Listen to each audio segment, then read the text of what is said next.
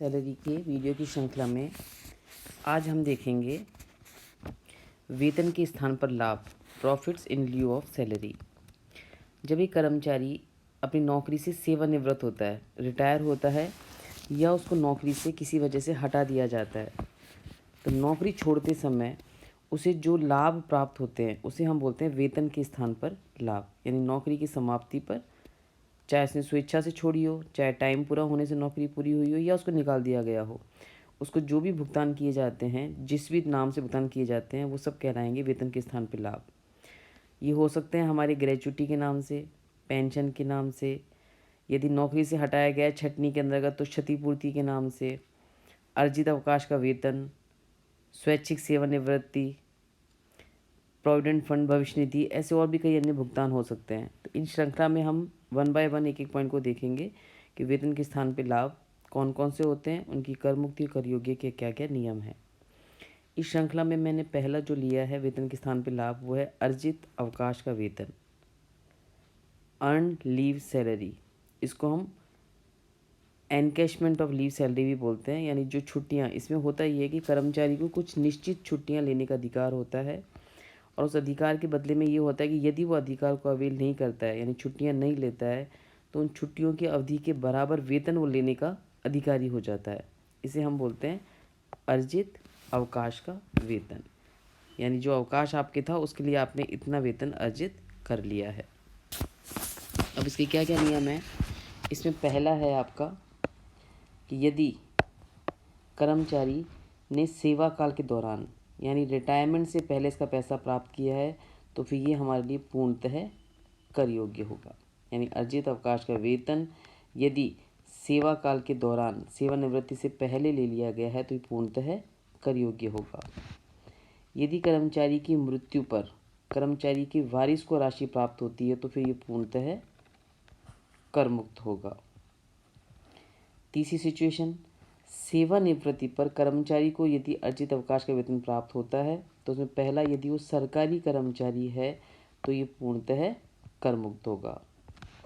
यदि वो अर्ध सरकारी या गैर सरकारी कर्मचारी है या स्थानीय सत्ता का कर्मचारी है, तो फिर हम ये 4 पॉइंट सॉल्व करेंगे। चारों में से जो सबसे कम होगा वो कर मुक्त होगा, शेष राशि हमारी कर योग्य होगी। इसमें पहली राशि है वास्तविक प्राप्त राशि, एक्चुअल अमाउंट रिसीव्ड।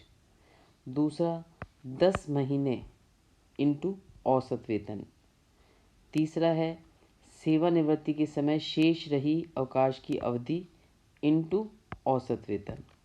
और चौथा है हमारा 3 लाख रुपए। यानी 4 राशियों की गणना करेंगे। First, actual amount received of earn leave salary. दूसरा 10 महीने, ये फिक्स है हमारे 10 महीने इंटू एवरेज सैलरी। और तीसरा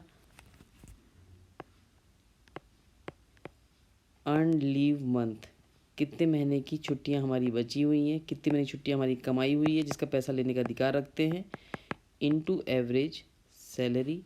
और चौथा जो मैक्सिमम लिमिट है वो है हमारी यहाँ पर 3 लाख रुपए। अब यहाँ पे हमें 2 पॉइंट ध्यान रखने हैं। एक तो ये एवरेज सैलरी का क्या मतलब है और ये अर्न लीव मंथ का क्या मतलब है। तो यहाँ पे एवरेज सैलरी का मतलब है कि जो हमारा वेतन होगा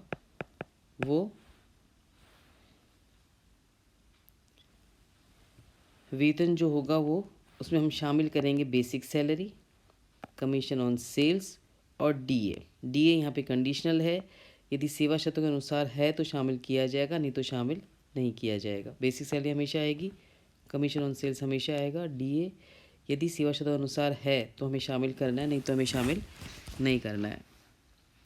ये जो वेतन है इसमें जो औसत वेतन होगा वो होगा सेवानिवृत्ति, यानी जब तक आपने नौकरी छोड़ी है उसे तुरंत पिछले 10 महीने का औसत वेतन। यानी तुरंत पिछले 10 महीने की हम लेंगे बेसिक सैलरी, हम लेंगे 10 महीने का कमीशन ऑन सेल्स और 10 महीने का डीए, यदि डीए सेवा शर्तों अनुसार है तो, या सेवानिवृत्ति के लिए आय का हिस्सा माना गया है, तो इन तीनों को जोड़ के हम 10 का भाग दे देंगे तो हमारी निकल जाएगी एवरेज सैलरी।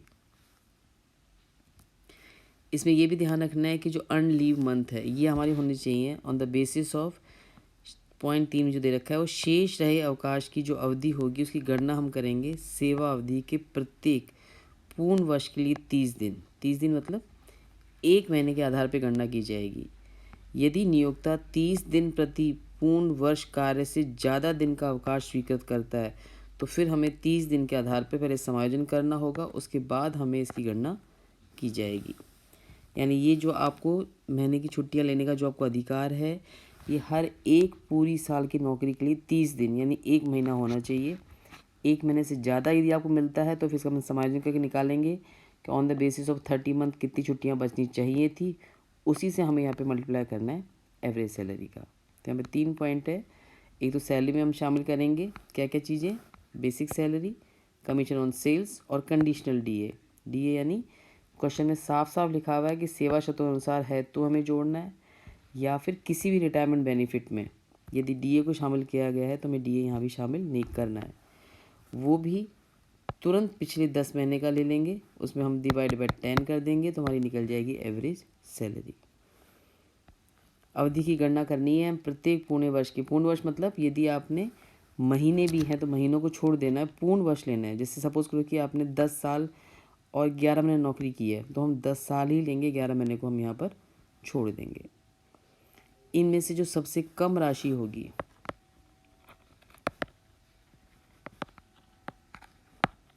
वो हमारी कर मुक्त होगी, एक्स्ट्रा राशि जो कि हमारी कर योग्य होगी। दूसरी चीज़ जो मैक्सिमम सीमा है, एक कर्मचारी को अपनी लाइफ में मैक्सिमम छूट मिलेगी 3 लाख की। यदि कोई व्यक्ति कहीं और नौकरी करता है और उसको वहाँ से भी आपको अर्न लीव सैलरी मिली हुई है तो वहाँ से जितनी राशि आपने कर मुक्त कर दी वो आप इसमें से घटा देंगे और शेष राशि जो बचेगी उतनी कर मुक्ति आपको मिलेगी। यानी एक कर्मचारी को अपने जीवन काल में कितनी भी नौकरी करे जो मैक्सिमम कर मुक्ति मिलेगी उसको वो मिलेगी यहाँ पर 3 लाख रुपए की। सपोज़ कि उसने पहले कहीं नौकरी की थी, वहाँ पे आपके अर्न लीव सैलरी 50,000 रुपये कर मुक्त थी, तो जब यहाँ दोबारा सॉल्व करेंगे तो 3 लाख में से 50,000 घटा के अब जो मैक्सिमम सीमा आएगी वो कितनी आएगी हमारी, सिर्फ 2.5 लाख रुपए की आएगी। अब यहाँ पे हम एक एग्जांपल लेके देखेंगे। यहाँ पे क्या सूचना दे रखी है कि त्रिवेदी जो एक निजी कंपनी का कर्मचारी है, मतलब यहाँ पर आपकी राशि कर योग्य होगी। 30 जून 2022 को इसने नौकरी छोड़ दी है कंपनी से 25 साल और 10 महीने नौकरी करने के बाद। सेवानिवृत्ति के समय उसे नियोक्ता से पैसे प्राप्त हुए 5,40,000 रुपये। इसके अलावा इसकी जो सैलरी है वो 1 मार्च से लेकर 28 फरवरी 2022 तक थी 22,000 और इसके पश्चात है इसकी 24,000। सेवा अवधि में ली गई छुट्टियाँ, कितनी छुट्टियाँ आपने ले ली है, 15 महीने की छुट्टियाँ आप लेके खर्च कर चुके हो। प्रत्येक पूर्ण वर्ष की सेवा के लिए हमें मिलती कितनी है, 1.5 महीने की छुट्टियाँ। अब इस सूचना के आधार पर हम देखेंगे इसको कितनी राशि कर मुक्ति की प्राप्त होगी। चूँकि निजी कर्मचारी है, सेवानिवृत्ति के समय पैसा प्राप्त हुआ है तो हम 4 राशियों की गणना करेंगे। पहला था हमारा वास्तविक प्राप्त राशि, वो है यहाँ पर हमारी 5,40,000 रुपये। दूसरी थी हमारी 10 महीने इंटू औसत वेतन। तीसरी थी सेवानिवृत्ति के समय कितनी छुट्टियाँ हमारी खाते में बची हुई थी on the basis of 30 days पर complete years of service into average salary. और चौथा था हमारा 3 लाख रुपए। अब हमें 2 चीज़ निकालनी है। एक तो निकालनी है आपको एवरेज सैलरी जो होनी चाहिए रिटायरमेंट से तुरंत पिछले 10 महीने की, जिसमें हम लेंगे basic salary, commission on sales और कंडीशनल डीए।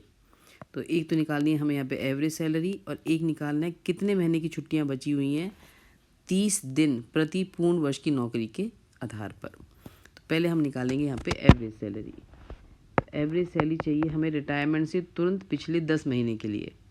तो ये रिटायर हुआ है हमारा 30 जून को, तो 10 महीने कौन कौन से हो जाएंगे हमारे, ये हो जाएंगे जून 22, मई, अप्रैल, मार्च, फरवरी, जनवरी, ये सब तो आ जाएंगे हमारे 22 के। इसके अलावा अभी 4 महीने और बचे हैं तो दिसंबर, नवंबर, अक्टूबर, सितंबर, ये आ जाएंगे हमारे 2021 के। तो 1 2 3 4 5 6 7 8 9 10 ऐसे हम 10 महीने नोट कर लेंगे। जब नौकरी छोड़ी है उससे पीछे जाके देखेंगे कौन से 10 महीने हैं। तो हमारे 10 महीने सितंबर 2021 से जून 2022 तक। अब हम सैलरी देखें तो 1 मार्च 2021 से 28 फरवरी 2022 तक सैलरी हमारी 22,000। तो 1 मार्च 2021 से हमारी सैलरी थी 22,000 फरवरी तक। तो सितंबर में, अक्टूबर में, नवंबर में, दिसंबर में, जनवरी और फरवरी 2022 इस अवधि में तो हमारी सैलरी रही है 22,000 रुपये, और इसके बाद हमारी सैलरी हो गई है 24,000 रुपये। जो पिछले 10 महीने हैं उस 10 महीनों में सैलरी 6 महीने रही है हमारी 22,000, 4 महीने रही है हमारी 24,000। यहाँ पे कमीशन की कोई सूचना नहीं है और डीए की भी कोई सूचना नहीं है। तो ये हमारी 10 महीने की सैलरी आ जाएगी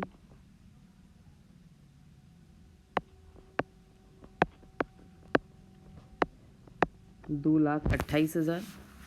हमको निकालनी है एवरेज सैलरी, 10 का भाग दे देंगे तो 10 मंथ्स, ये हमारा वर्किंग नोट का पार्ट हो जाएगा पूरा। ये जो यहाँ से यहाँ तक का जो पार्ट है ये हमारा वर्किंग नोट का है। 10 मंथ्स एवरेज सैलरी यहाँ पर आ जाएगी हमारी 22,800 रुपये। यहाँ पर भी हमारी आ जाएगी 22,800 और यहाँ भी हमारी आ जाएगी 22,800। एक पॉइंट और निकालना है हमें कि कितने महीने की छुट्टियाँ बची हुई हैं। तो वो कह रहा है कि सेवा के प्रत्येक पूर्ण वर्ष के लिए अवधि है 1.5 महीने की, पर हमें निकालनी है सिर्फ 1 महीने के अकॉर्डिंग। तो यहाँ पे इसने नौकरी जो ख़त्म की है उसने 25 साल और 10 महीने के बाद की है, तो महीनों से तो हमें कोई मतलब है ही नहीं। तो 25 साल और 10 महीने, या 10 महीनों को तो हम छोड़ देंगे। 25 साल नौकरी की है, 25 साल की नौकरी में 1 महीने के हिसाब से इसे 25 महीने की छुट्टियाँ मिलनी चाहिए थी। इसमें से नौकरी छोड़ने से पहले ये 15 महीने की छुट्टियाँ खर्च कर चुका है, यानी 25 साल की नौकरी में 1 महीने के अकॉर्डिंग इसे 25 महीने की छुट्टियाँ लेने का अधिकार था, जिसमें से इसने ऑलरेडी अवेल कर ली है, यानी खर्च कर दी कितनी छुट्टियाँ, 15 महीने की। तो जब ये रिटायर हुआ इसके खाते में कितनी महीने की छुट्टियाँ बची हुई हैं, इसके खाते में 10 महीने की छुट्टियाँ बची हुई हैं। तो जो तीसरा पॉइंट है यहाँ पर भी यहाँ पे 10 महीने ही आएगा, क्योंकि सॉल्व करने पर 10 महीने ही आ रहा है। तो चारों को सॉल्व कर लेंगे तो ये अपना आ गया 5,40,000, ये आ गया हमारा 2,28,000, ये भी 2,28,000 है, और ये 3 लाख है। जो सबसे न्यूनतम राशि होगी वो हमारी यहाँ पे कर मुक्त है, शेष राशि कर योग्य है। कर मुक्ति कितनी मिल जाएगी हमको, यहाँ पे कर मुक्ति मिलेगी हमें 2,28,000 रुपये की। जब हम क्वेश्चन सॉल्व करेंगे तो हम इस तरीके से दिखाएंगे कि अर्नड लीव सैलरी हमें प्राप्त हुई है 5,40,000 रुपये की, इसमें से लेस एग्जेम्पशन कर मुक्ति कितनी मिली है हमें 2,28,000 रुपये कर मुक्त है, तो शेष राशि यहाँ पे हमारी कर योग्य हो जाएगी 3,12,000 रुपये की। ये तरीका है हमारा अर्नड लीव सैलरी निकालने का। इसको नोट्स को पढ़ के इस एग्जाम्पल को समझिएगा, और आज एक आगे के एग्जाम्पल में ऐसे कोई पॉइंट हुआ अर्नड लीव सैलरी का तो उसकी भी कोशिश कीजिएगा। आज के लिए इतना ही।